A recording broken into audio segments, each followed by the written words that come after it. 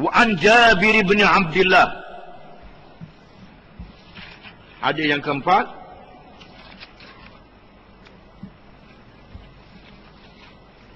wa an Urwah bin Zubair anna Sa'id bin Zaid bin Amr bin Nufail radhiyallahu anhu khasamatu Arwa bint Aus ila Marwan bin al-Hakam wadda'at annahu akhadha shay'an min ardiha faqala Sa'id أنا كنت آخذ من أرضها شيئا بعد الذي سمعت من رسول الله صلى الله عليه وسلم قال ماذا سمعت من رسول الله صلى الله عليه وسلم قال سمعت رسول الله صلى الله عليه وسلم يقول من أخذ شبرا من الأرض ظلما طوقه إلى 7 أراضين فقال له مروان لا أسألك بينة بعد هذا فقال سعيد اللهم إن كانت كاذبة فأعم بصرها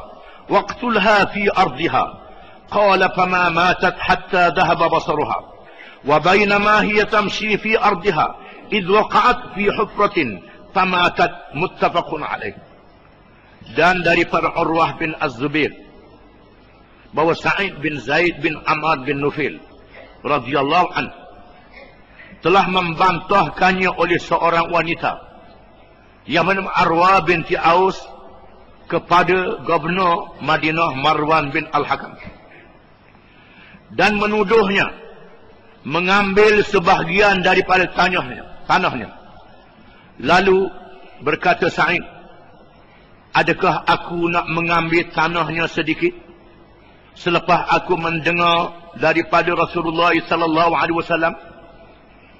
Lalu Marwan bertanya, apa yang engkau dengar daripada Rasulullah sallallahu alaihi wasallam? Kata Sa'id, aku mendengar Rasulullah SAW bersabda, sesiapa yang mengambil sejengkal daripada tanah orang secara zalim, dililitkan, dibebankan kepadanya 7 lapis bumi. Lalu Marwan berkata kepadanya, aku tidak meminta saksi daripadamu lagi selepas ini. Lalu Sa'id berkata dalam keadaan berdoa, ya Allah, ya Tuhanku, jika sekiranya perempuan ini bohong, butakan matanya, matikan dia di buminya. Dan kata yang meriwayatkan hadis ini,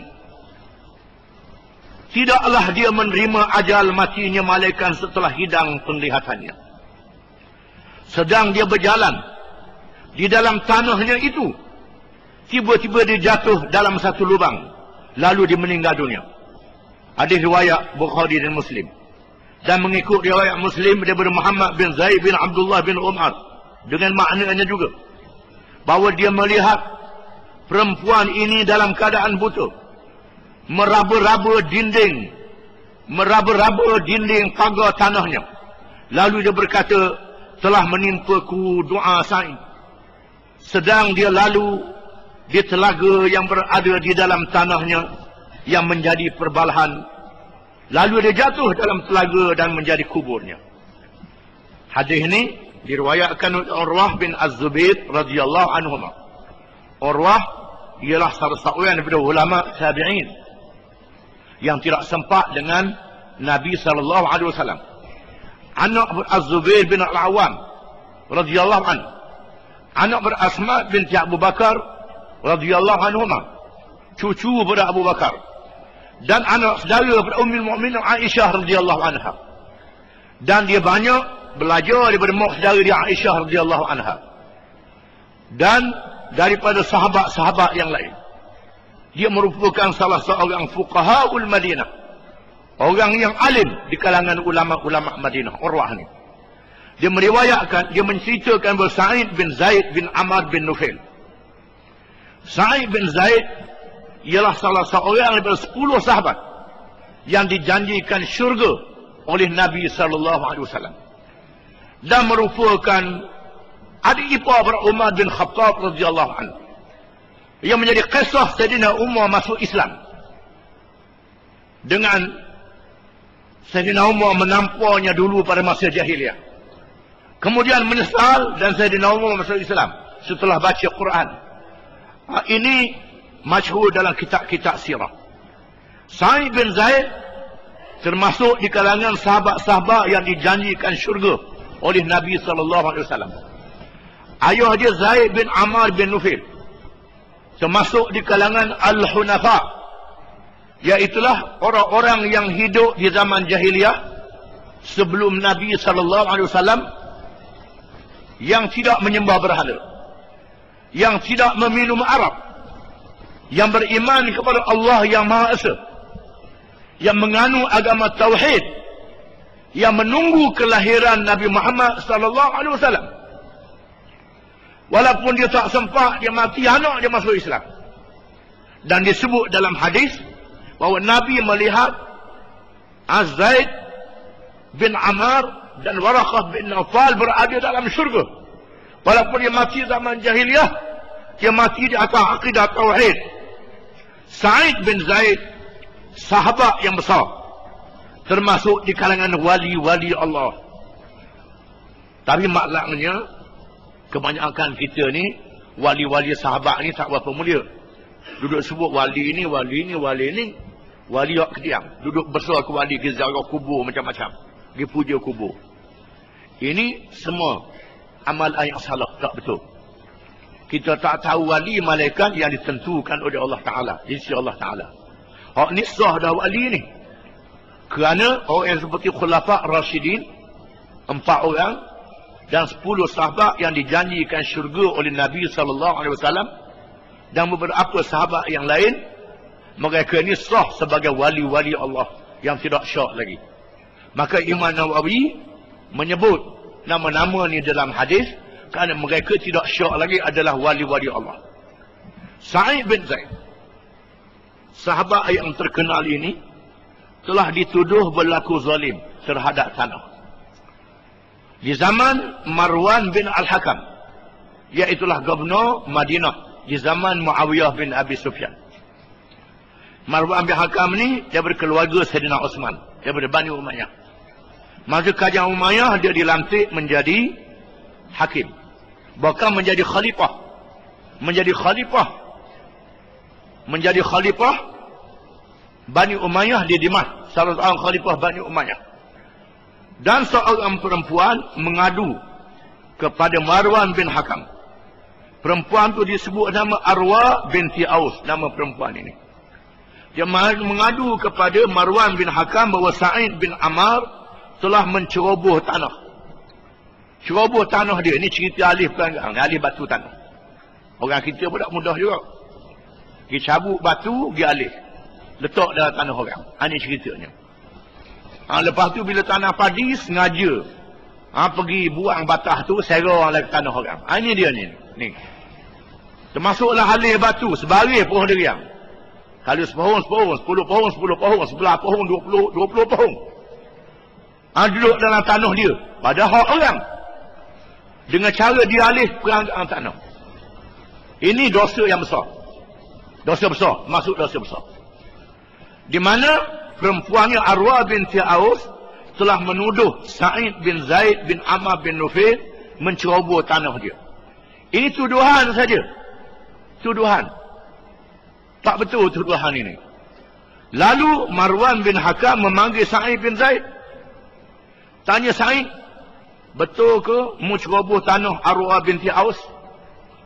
Kata Sa'id, adakah aku nak ceroboh tanah orang? Setelah aku mendengar hadis daripada mulut Nabi SAW yang bersabda di hadapan aku. Nabi kata, man akhadha shibran minal ardi zulman tawaqahu ila sabi' aradin. Barang siapa yang mengambil sejengkal tanah secara zalim, ambil tanah orang sedekah saja secara zalim, Tuhan akan bebankan 7 lapis bumi di atas lehernya pada hari kiamat kelak. Aku nak buat zalim? Tidak sekali-kali. Aku dengar hadis ni, aku takut nak buat zalim ke orang. Kata Marwan, oleh kerana mu baca hadis, maka aku tak minta saksi daripada mu. Beri ke dia lah. Dia nak sangat. ambil tanah tu. Perempuan pun ambil tanah hak dia nak tu. Lalu Sa'id berdoa kepada Allah. Allahumma in kanat kadhibah. Ya Allah, ya Tuhanku, jika sekiranya perempuan ini bohong. Doa ni bersyarat. Bukan doa-doa begitu. Kena ada syarat dia. Ini cara berdoa pada orang zalim.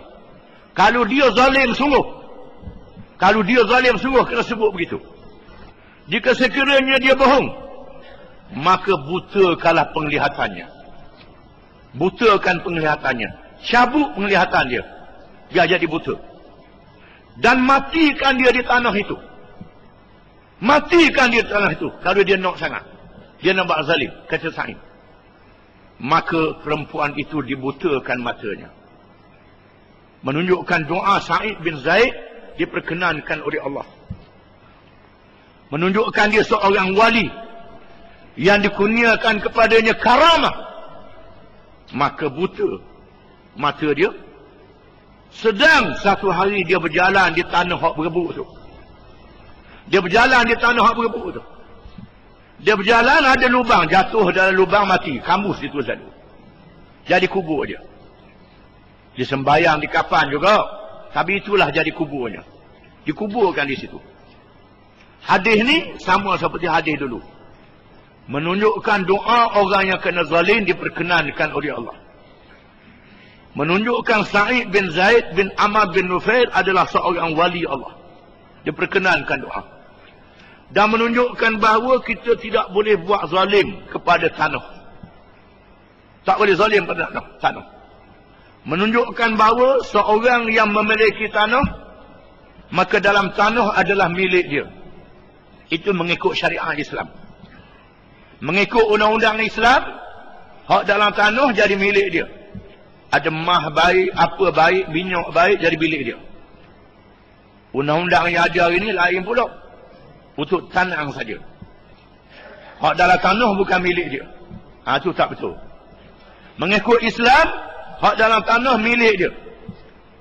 Kalau dia berjumpa barang lama dalam tanah tu, maka dikenakan rikaz. Rikaz 1/5 dia beri kepada pemerintah untuk bagi kepada umum. 4/5 jadi milik tuan tanah.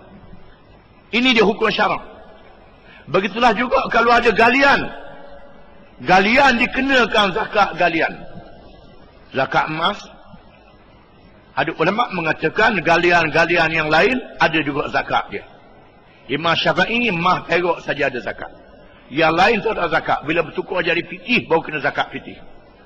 Ada pun mazhab Hanafi kena selalu zakat itu. Mazhab Hanbali.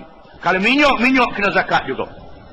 Menjadi milik di atasnya dan di bawahnya. Begitulah juga. Kalau nak ambil data, nak letak kabel elektrik, maka kena minta kebenaran daripada tuan tanah.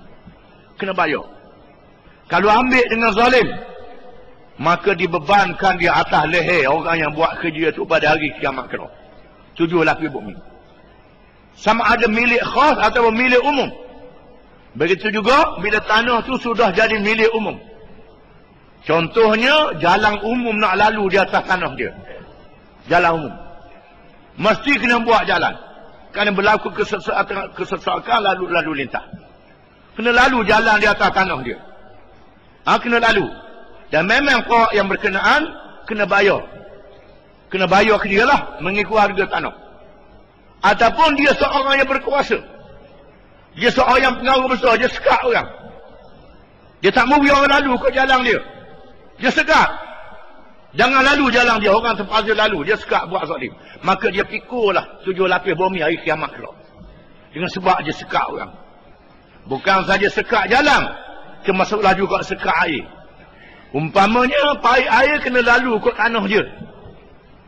Kebetulan tanah dia dekat dengan jalan. Tanah orang melalui jalan, kena lalu ke tanah dia. Dia kena beri kebenaran lah, kena milik umum, kena beri kebenaran dia agak tanah dia. Tiba-tiba dia sekat, ada awi orang nak lalu paip air tanah dia. Jaga kena pikul 7 lapis bumi hari kiamat kelak. Ini dia. Bukan sahaja ambil tanah, termasuklah laluan di atas tanah itu. Ini kena faham. Ini dalam hukum syarak. Hukum syarak sama ada milik khas atau milik am. Kalau milik am sekalipun, dia sekat orang daripada milik am, ini lagi berdosa lah. Kalau milik am ini milik pada orang ramah. Tak kira dia duduk di luar jalan. Belakang dia ni ada 460 buah rumah. Kena lalu kot tanah dia. Maka dia pikul dosa 460 buah rumah tu. Lagi berat dosa dia. Kalau milik am. Kerana itu kita jangan kerah pada degil, jangan dalam masalah ini. Kita kena tengok batas-batas syarak yang dinyatakan oleh syarak. Apa lagi kalau orang doa? Kalau orang doa boleh bala pula. Dunia boleh bala, akhirat boleh bala. Kerana firman Allah Ta'ala, innahu la yuflihu zalimun. Sesungguhnya tidak berjaya orang-orang yang zalim. Orang yang zalim tak berjaya. Walaupun dia berjaya sekat orang, menang aku, dia kata. Berjayalah Allah. Nak tunjuk sombong. Kerana dia something, kerana dia kuat, dia gagah, orang tak orang dia nak lalu tanah dia, dia berasa megah. Jaga kena tapat dia. Bila mati jaga, dia bebankan 7 lapis bumi di atas leher dia pada hari kiamat kelak. Na'udzubillahi min dzalik. Wallahu a'lam.